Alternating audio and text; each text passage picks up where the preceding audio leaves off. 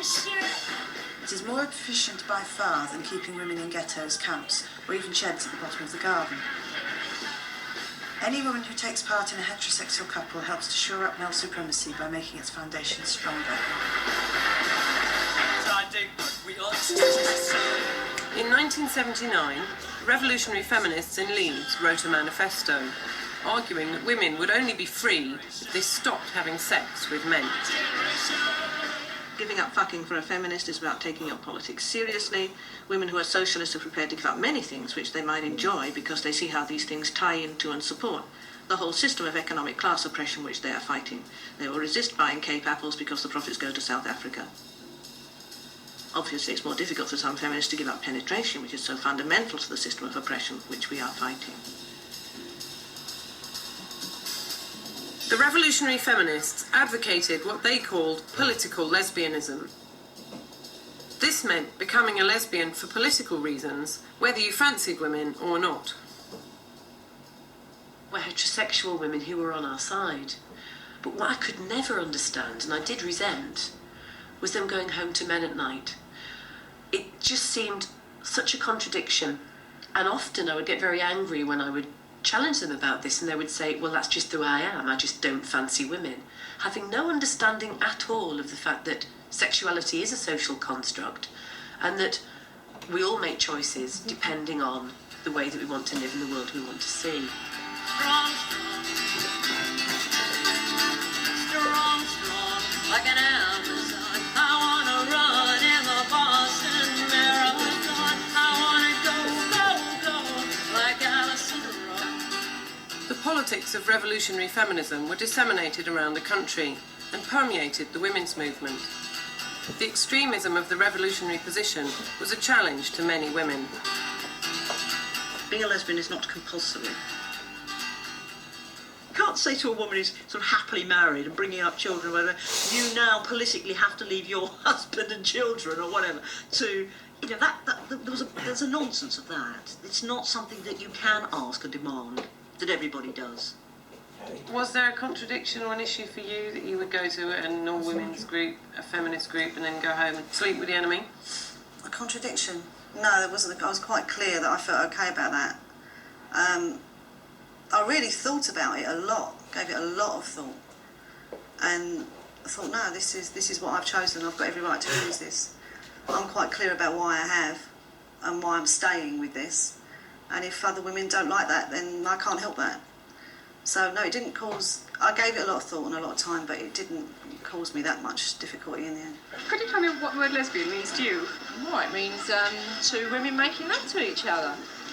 Yeah, you agree? Yeah, definitely. Okay. I know I said at a certain point, in fact I wrote something at a certain point about how I wasn't going to enter into this lesbian stuff because I was just too bogged down with childcare and I liked my husband too much. It's a woman that's doing an unnatural sexual act, or is it with another woman? A few years later, things changed.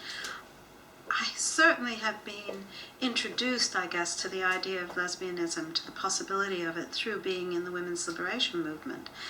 But it wasn't until I met someone who was completely outside the women's liberation movement that I found myself falling pell-mell into lust, and I was completely overcome with this desire.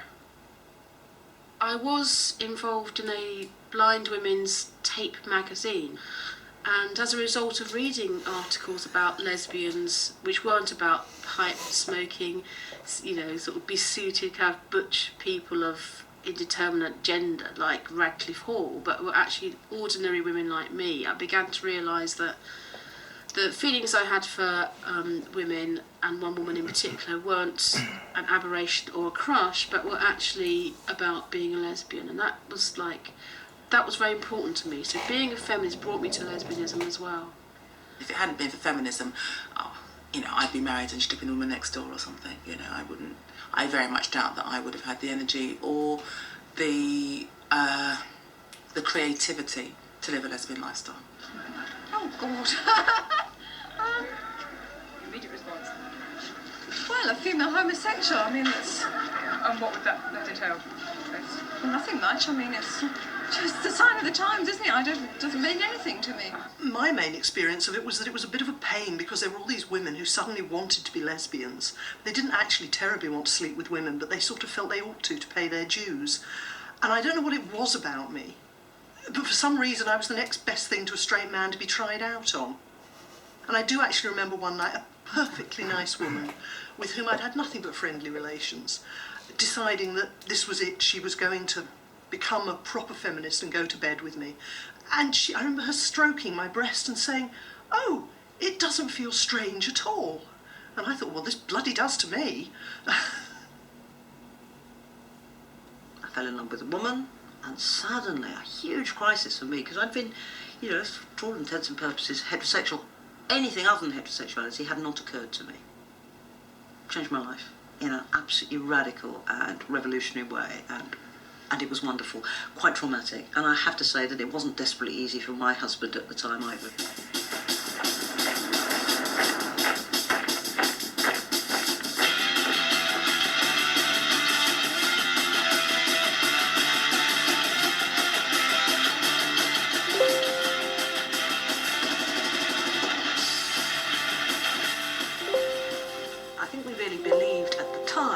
The vast majority of women would eventually withdraw their energies from men, and then we'd be at the position where men would want to respond against that, and that could create a dangerous situation where there would be barricades between women and men.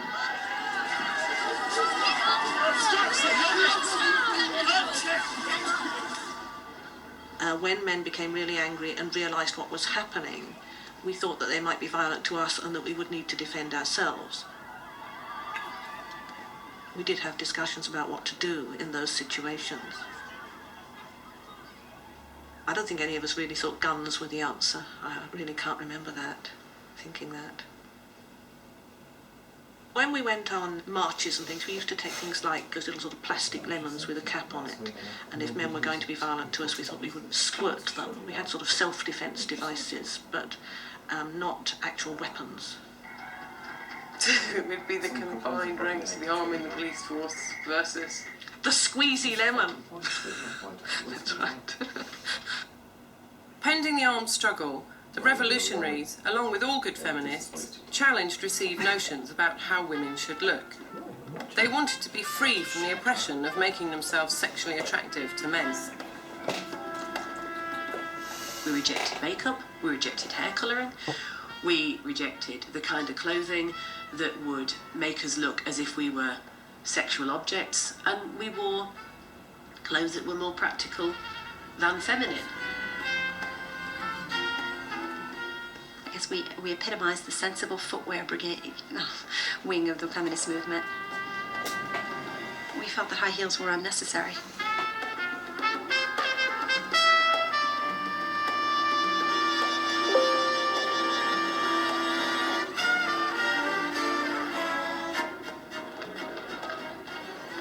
I thought it was really important to wear shoes that were comfortable, that were practical, that I could run in, that I could run away from people if I needed to. High heels are thoroughly uncomfortable. They're very bad for you in the long term. They give you spinal injuries. They distort the muscles of your legs, which then goes up to your spine. They're bad for your feet. They give you corns.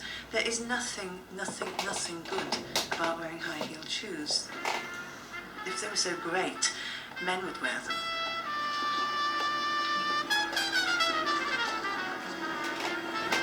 I just thought, great, I haven't got to wear these bloody stupid shoes.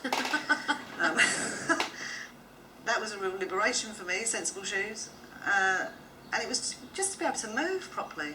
It wasn't just shoes, it was bras, it was boots. You could wear boots and a dress. It freed us up.